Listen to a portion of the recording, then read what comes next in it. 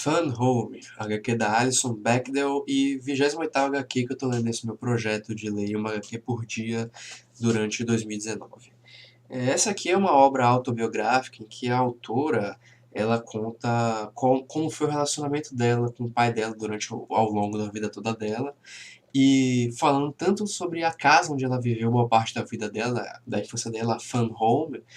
e que tem um motivo especial para ter esse nome, e também o modo como ela pensa que toda a questão dela ter revelado que era lésbica afetou a família dela, e no suicídio do pai, que ela vem mais depois da revelação descobrir que também era homossexual ou bissexual.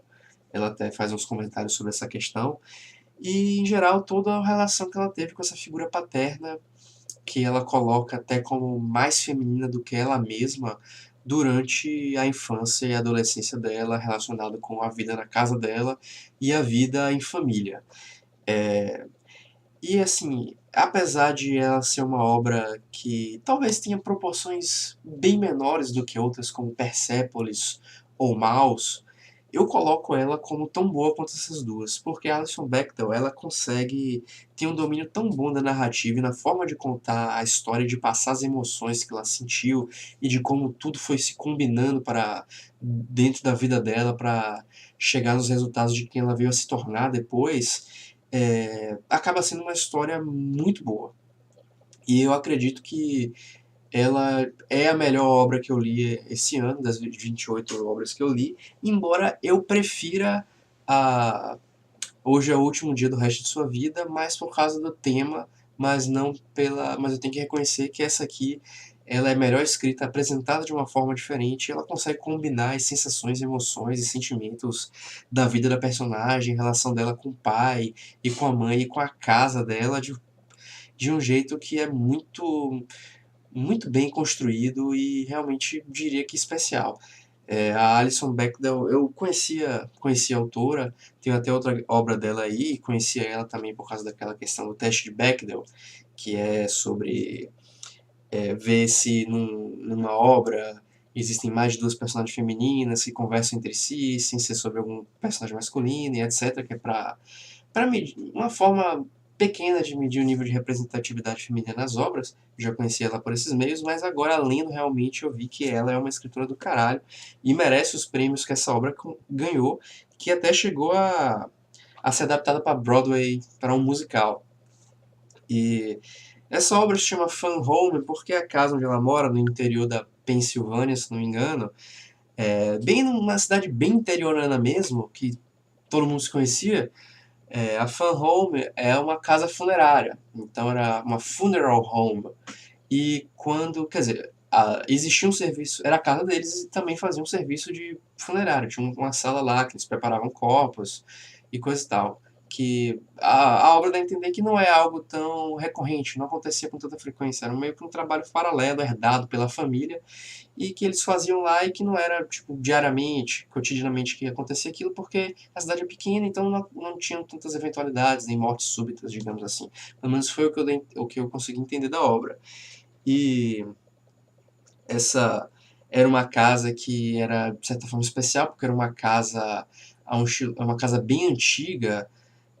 que o pai dela comprou caindo aos pedaços, e por uma mania obsessiva por arquitetura e embelezar as coisas, ele foi aos poucos, sozinho, trabalhando em cima da casa para deixar ela restaurar a glória anterior dela. E esse controlar a casa, controlar como a casa funcionava, era uma das grandes características do pai e um dos principais formas como que os filhos dele viam ele, no caso a Alison também, e se sentiam distantes dele, que ele parecia se importar mais com a organização e embelezamento da casa do que com a própria família. E a casa, Funeral Home, acabou ganhando esse apelido de Fun Home, que seria algo como casa divertida, casa da diversão, pelas crianças que usavam isso como um jogo de palavras e que acabaram não traduzindo como o título da obra, mas que carrega essa dualidade no subtítulo, que foi Uma Tragicomédia em Família, que me parece bastante apropriado para a ideia da obra. E a Alison começa logo falando sobre que o pai dela se suicidou, né, e que pouco depois, 4 meses depois dela se descobrir e revelar para a família que era lésbica. E isso é logo revelado nas primeiras páginas, não é uma história em que o leitor vai tendo contato com a trama e vai descobrindo no final o final bombástico de que o pai suicida, não. O conteúdo dos acontecimentos, os partes principais de acontecimentos são todos estabelecidos logo no início, e o que vem depois é esmiuçando a relação entre esses diversos personagens, esses diversos atores que fazem parte da família da Alison Bechdel, alguns amigos próximos, e também um pouco da namorada dele, mas se concentrando mais na figura do pai e com a mãe sendo um elenco de apoio, não porque a mãe é menos importante, mas porque ela tem também uma HQ toda, inclusive maior, só sobre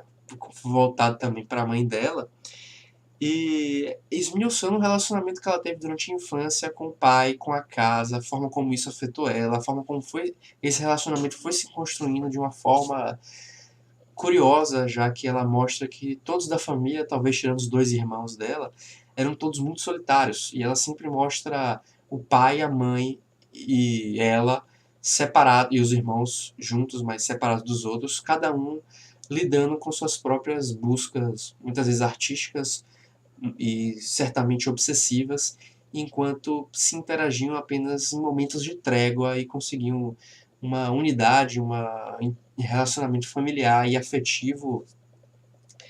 apenas em momentos pontuais. Embora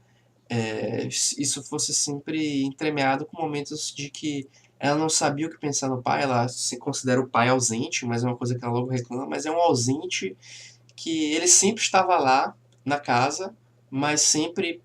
parecia estar distante e inalcançável, mas ainda assim ele, entre aspas, torturava ela e os irmãos e a mãe dela com momentos em que ele se mostrava presente e afetuoso, fazendo com que ela não conseguisse saber exatamente como se tratar disso. E a obra vai toda sendo pautada nessa questão da homossexualidade, da, da criação dela na casa, que a casa também é uma extensão do pai dela, já que da forma obsessiva que ele lidava com a casa. E tudo isso está ligado, tanto a homossexualidade, que ela descobre mais tarde compartilhar com o pai, que ou era homossexual ou era bissexual, inclusive ela faz uma questão de que ela fica a obra toda chamando ele de homossexual, meio que enrustido, porque ele era casado e deixava esse lado dele em segredo, meio que um segredo que as pessoas próximas todas conheciam. A mãe dela sabia há tempos, e que inclusive ele se relacionava com adolescentes, 16, 17 anos. E como ela descobre isso só depois dela se revelar lésbica para a família e que a mãe dela acaba contando e ela vai rememorando sobre formas de que ela poderia ter percebido isso, discernido isso, mas que na infância e na adolescência ela não tinha essa capacidade de conhecer. E essa questão da homossexualidade acaba sendo, mesmo ela só tendo conhecido muito, descoberto muito posteriormente, 4 meses antes do suicídio do pai dela, é uma coisa que liga eles dois tanto quanto a casa em que ele viveu. Então, essas são características a descoberta dela enquanto mulher, enquanto lésbica, enquanto mulher que não gostava da própria feminilidade, são coisas que estão sempre sendo comparadas com o pai dela, que era um homem muito afeminado, como ela fala, e sempre voltado para coisas delicadas, para arrumar a casa e coisas que ela não considerava como de exemplos de masculinidade, que ela sempre se achou muito mais próxima do que o pai dela, embora eles compartilhassem o gosto por um poder de uma masculinidade quando ela era uma adolescente. Ele por admirar e ela por querer ter aquilo, na forma de se vestir como homem, na forma de gostar de filmes de faroeste e coisa e tal. E essa questão da homossexualidade do pai dela é mais uma coisa que ela quer caracterizar ele dessa forma por assim querer se apropriar de algo dele e querer se aproximar dele, porque ele poderia muito bem ser bissexual, já que ele também se relacionava com a mãe dela e talvez com outras mulheres no passado. Mas isso são pensamentos que ela vai colocando e ela sempre vai determinando as coisas, várias coisas durante a obra, como por exemplo, meu pai era homossexual, e em vários momentos vai como se fosse ponderando sobre isso. Eu digo que ele era homossexual, mas na verdade talvez fosse bissexual e a forma de eu tratar isso é por causa disso e disso e disso. Então a obra é cheia dessas ponderações sobre a própria vida dela, o próprio desenvolvimento dela, e o que ela sentia em relação ao pai, à casa, à cidade, e a forma como o pai, ah, como posso dizer, afetava e moldava o resto da família dela. E para quem gosta de HQs de qualidade, eu acho que é impossível não gostar dessa obra, porque é uma obra muito bem escrita e muito bem trabalhada. Quem não gostar de forma nenhuma de HQs autobiográficas e não se interessar pelo tema, talvez eu não curta, mas é uma obra fantástica. E quem lê com os olhos de buscar, de aceitar a proposta da obra, o que a autora está querendo trazer, eu acho quase impossível chegar até o final dela tendo críticas realmente factíveis e não pura questão de gosto por não ter afinidade com o trabalho. Mas ainda assim, gostando ou não da proposta, é um, é uma HQ que eu recomendo muito, porque é fantástica a forma como ela consegue tratar do desenvolvimento do emocional da personagem, que é ela mesma, e da forma como ela vai desenvolvendo várias características e vários comportamentos e características, tanto por causa da. E isso não estou falando sobre a questão da minha sexualidade, mas, por exemplo, em um momento em que ela fica meio com um transtorno obsessivo compulsivo, quando ela tá por volta dos 11 anos, por causa, acredita ela, por causa devido a um texto que ela leu, da forma como ela queria maltratar os pais dela por se sentir negligenciada e sem uma atenção e amor por parte deles, mas não conseguia, então acaba desenvolvendo essas coisas. E, em geral, é uma HQ muito boa. Eu não consigo encontrar exatamente defeitos para falar sobre ela. Ela é aquele tipo de obra que a autora busca contar da forma como acha que deve ser contada, da forma como quer contar. Uma obra de arte que vem de dentro e que o autor bota para fora, tira de dentro e coloca para o mundo da forma como ele quer contar aquela história, como aquela história tem que ser contada, e não algo como o autor observa sobre o que os consumidores querem comprar e traz para dentro para regurgitar uma história mais fechadinha dentro dos moldes do que as pessoas vão gostar de ler, de formas